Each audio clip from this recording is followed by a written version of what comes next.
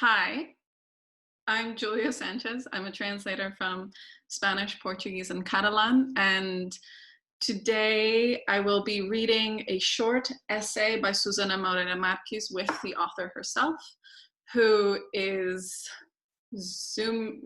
connected to Zoom or zooming in from Lisbon, Portugal, and I am currently in Providence, Rhode Island. This essay will, at some point in the near future, be published online in Granta magazine. I'm going to let Susana read a bit in Portuguese and then I will read the entire text in English. Here we go. Palavras para mulher, hipóteses de leitura ou releitura. De Anna Karenina. Experimente-se ler Anna Karenina depois de se ter tido um marido, um amante, um filho, 2 filhos ou mais, viver uma separação.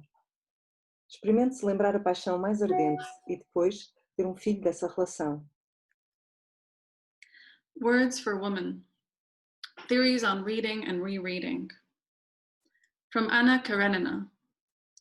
Try reading Anna Karenina after you've had a husband, a lover, a child, 2 children or more, after going through a separation. Try recalling your deepest infatuation and then having a child from that relationship. Try imagining the horror of feeling distant from the child you gave birth to. Ask yourself about the taste of regret.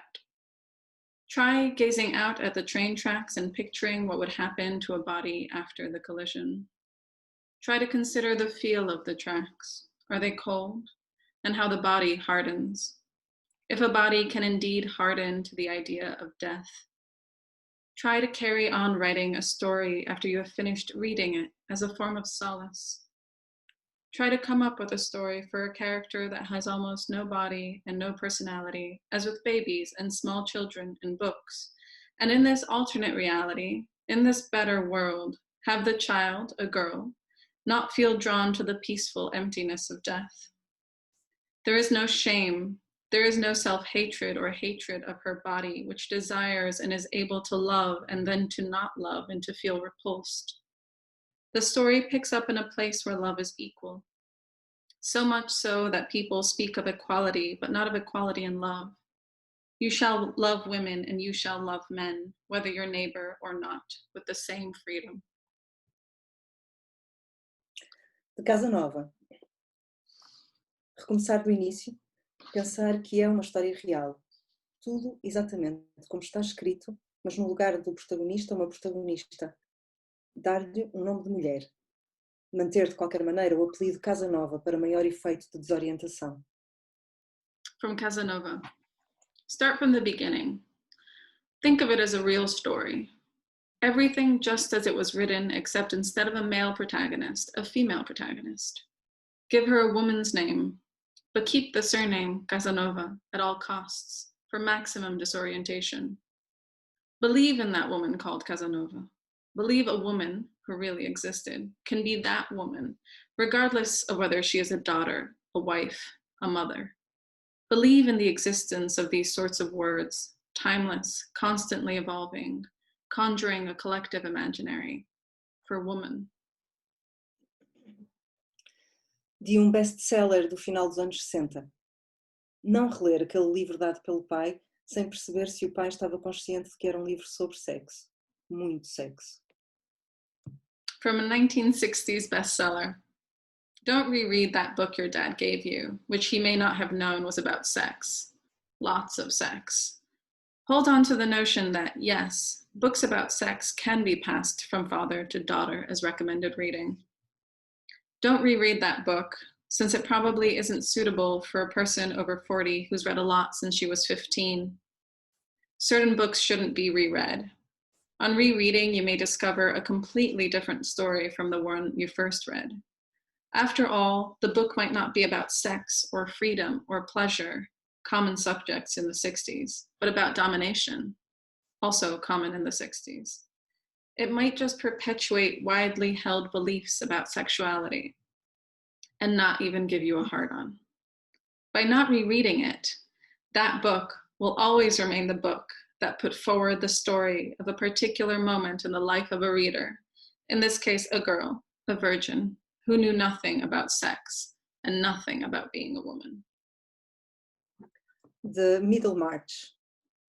Reler o grande romance inglês do século XIX, talvez na praia, com tempo, saboreando todas as palavras, descansada, num momento feliz, sabendo de antemão que a protagonista feminina não vai desiludir.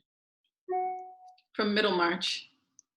Reread the great British 19th century novel, on the beach, maybe, at your own pace, well rested and during a moment of happiness, and savor every word, knowing in advance that the female protagonist will not disappoint, that she isn't futile or corrupt, not too pretty nor vain, that she isn't jealous or neurotic, not scheming, not perfect, not irresistible, not prone to melancholy, not overly ambitious, not a woman like so many women in other novels, and not just 19th century ones. De livros de horas. Por que é que passaram a associar-se estes livros às mulheres? Porque rezavam mais? Porque tinham mais tempo durante o dia? From the Book of Hours. Why did these books become associated with women? Was it because women prayed more? Because they were freer during the day? Because one way or another they had to organize their time at home? Because they've always loved books? Because they were aware that few women read and took books more seriously? Because the zealotry of prayer and of committing to memory the origin myths of society suited them? You need only study their illustrations and illuminations to see that they weren't purely religious, that they served some purpose, maybe to stand in for something that was missing and would always be missing. De conto preferido, de Clarice Lispector. É conto passado no Rio de Janeiro num tempo diferente. É conto onde não se passa nada, sem diálogos. Uma mulher vai às compras e volta para casa e durante um momento, alguns minutos ou mesmo horas, questiona a sua vida. From a favorite story by Clarice Lispector. The story in question takes place in Rio de Janeiro, in a different time. In this story, nothing happens. There's no dialogue. A woman goes shopping, then returns home, and for a moment, a few minutes or even hours, questions her life.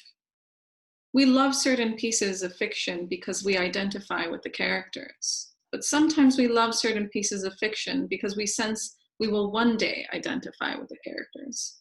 We let ourselves be lured in by the prophecy. We fulfill it. We enjoy a text, reread it, offer it up in shimmering Christmas wrapping paper. We enjoy it candidly and incorruptibly because though we've grown close to the protagonists, we've not yet turned into them. In this case, the reader was not yet a woman capable of dropping a packet of eggs on the tram and feeling the world shatter around her, shaken by the obscenity of watching a blind man and by the idea that her children might never know her. Not really. A woman full of thoughts during the day, quickly forgotten at night. De inúmeros clássicos infantis e juvenis. Ao lembrar a felicidade irrepetível daquelas leituras em criança e adolescente, não esquecer a peculiar sensação de segregação imposta pelos títulos, com meninas, mulherzinhas, raparigas, tranças, meias, laços, colegiais, exemplares. From countless classics for children and young adults. When recalling the unparalleled joy of reading as a child and as a teenager, do not forget that peculiar sense of exclusion caused by titles featuring girls, little women, and young misses, featuring braids, socks, and ribbons, featuring high school girls and good little girls. De alguns volumes selecionados para alguém que já não pode ler. Olhar para a biblioteca, não uma grande biblioteca, mas a nossa pequena de casa, e reavaliar os volumes à luz da lembrança de alguém que não os leu. Pensar de que livros, por exemplo, a avó gostaria, quais incluiria numa lista para falar da sua vida de mulher. From a handful of titles selected for someone who can no longer read. Examine a library, not a large one, but your small personal library, and reassess every volume bearing in mind the memory of a person who has never read them. Consider which books your grandmother might have enjoyed, for example, which ones she might have included in a list of volumes that spoke to her life as a woman, or which ones she might have made an impression on her or changed her or might have bored her, and which books she might have even despised because they lacked a clear understanding of what was important, and which ones she might have enjoyed in secret and shared with no one. Which books she might have read voraciously and then reread. She, who did not read books but rather grocery lists, messages, letters that reached her decade after decade, in which she answered painstakingly, her handwriting tiny, drawn, almost childlike, the same handwriting she used to fill her third grade notebooks. De Mrs. Dalloway. Faltava agora escrever Mrs. Dalloway em Londres, mas como uma mulher imigrante. Mrs. Dalloway, de classe média ou mesmo de classe trabalhadora, a organizar um jantar para vários convidados. Mrs. Dalloway com filhos que irão estragar as flores que ela sai para comprar. From Mrs. Dalloway. What we need now is Mrs. Dalloway in London, but as an immigrant. Mrs. Dalloway as a middle class or even working class woman throwing a dinner party for several guests. Mrs. Dalloway with children who will ruin the flowers she's gone out to buy. Mrs. Dalloway on her cell phone, ever so busy, with no notion that she could find the time to dwell on the past. Mrs. Dalloway shopping online and not leaving her house to be confronted by the necessary chaos of the streets. Mrs. Dalloway who has no knowledge of war, not even secondhand, but only of everyday battles. Mrs. Dalloway, a normal woman who doesn't realize she's a feminist, even though she is. De poesia universal. Tantos versos enganados a precisar de edição só porque estão escritos num único género e dedicado a outro. From world poetry. So many mistaken verses in desperate need of an edit because they were written in a single gender and dedicated to the other. De famoso hino religioso. Ouvir, realmente procurando entender as palavras e o seu sentido, versões magníficas, de Pergolesi, por exemplo, ou de Vivaldi, de hino tão antigo como Stabat Mater. From a famous religious hymn. Listen and make a concerted effort to grasp the words and meanings of breathtaking interpretations by Pergolesi, for example, or Vivaldi, in an hymn as old as Stabat Mater, whose title, translated literally, simply means the mother stood, and speaks of how Christ's mother had suffered.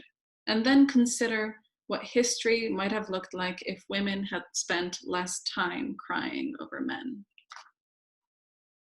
That's it. I love that ending. Every time I read that ending, I'm like, yes, what would history be like if we'd spend less time crying over men? Before we sign off, would you like to talk a little bit about what inspired you to write this piece, which I loved translating also. Thank you for the opportunity. Yes, well, thank you for the translation. I think this was actually a lot of fun to read like this. And you know, I just felt really close to you, and it's just fun to hear, you know, the two languages in a dialogue like this. It just feels right. Somehow it just makes the text alive in another way. So yeah, and it's so rare for that to happen. Yeah. I mean, I don't think we've seen each other in person in maybe 4 years. Yeah. But this is the closest we've got in a while. Well, it's interesting that you were mentioning the last sentence. I think this comes from an idea I had in my head for a long time, relating with how we can reevaluate the way literature has been portraying women. And I was looking at it because I've been writing a book about motherhood. It's coming out in Portuguese next month, actually. And I was reading a lot, and I was reflecting a lot about how mothers are portrayed. And this made me think about the history of literature and how women fit into it. And how often, even with great works of literature, somehow I feel like it's insufficient the way women appear. And And when I was writing this book, I was trying to put something in there more about this idea and the literature and what I was thinking about it, but somehow it didn't fit into the book. So it was kind of in the back of my mind. I tried to write it, but it was not coming out and not in the style of the book I was writing. I don't know, it just didn't work. And then I got an invitation to write a text about feminism, just like this in general, for an anthology that was published in Portugal just a couple of months ago. Just I have the book here. For people who read Portuguese, it's called As Feministas Também Usam Sutiã, published by Arena, which is an imprint from Penguin Random House here in Portugal. And they invited me, and I said, okay, I'll write something, not sure what it was. And then, as often happens with writing, sometimes you have something that you've been trying to work on and it just doesn't work for a long time. But maybe it was just the time that it needs to simmer in your head. And then I started to write, and it kind of just came out like this. And then it sort of wrote itself very quickly. And it draws on some of my favorite works that I know that are not good, but somehow maybe are not great literature, but they had a big influence on me. And others are works of literature that are just so iconic that you need to sort of address them.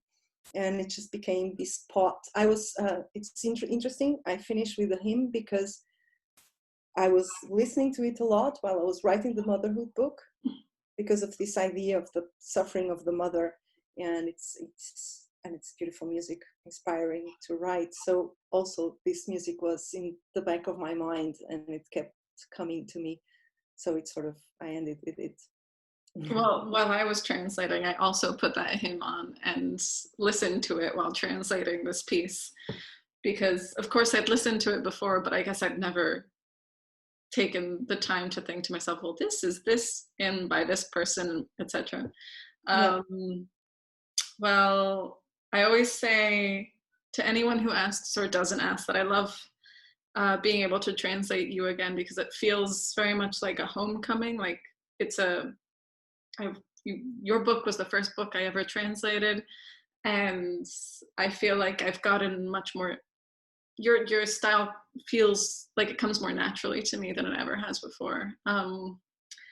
And I also feel when I read your, well, since you translated my book, you've done other pieces. Yeah.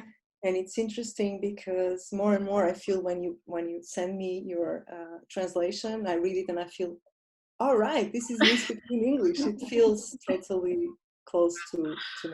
It's fun how that happens. It's sort of almost magical. It's like alchemy. Well, thank you for writing this piece. This is also something I think about a lot, women in the history of literature. And thank you also for making the time to record this with me for Sant Jordi. Well, I was home anyway. Aren't we all? And it gave us, an occasion to hang out more together and get dressed like we were going outside, even though we're not. All right, well, I'm going to stop the recording. Hopefully I see you soon in New York. And thank you. And thank you everyone that will watch this. Yes, thank you everyone for taking the time to listen to us read. All right.